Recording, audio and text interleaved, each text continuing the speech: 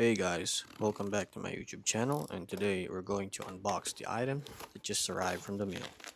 I have here the newest ND filters from Freewell. This is the ND32 filters for DJI Osmo 360. The package comes with a case which is pretty solid and feels premium. Leaflets and a microfiber cloth so you can wipe the filters themselves. Perfect for my daily use, easy to install at a very affordable price. Just align the filter into the lenses of the action camera and you're good to go. I typically use this for my daily commutes, which is around 10 a.m. or 11 a.m.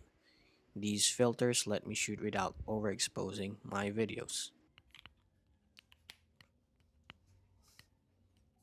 For panoramic videos, 8K resolution while leaving the shutter speed at 50 is my usually setup at 24 FPS.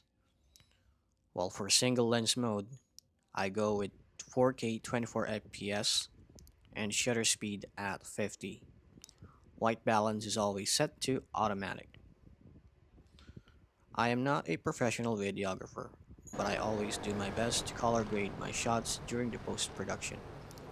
And here are the sample shots that I took with the ND filters on. Thanks for watching, and please do not forget to subscribe to my channel.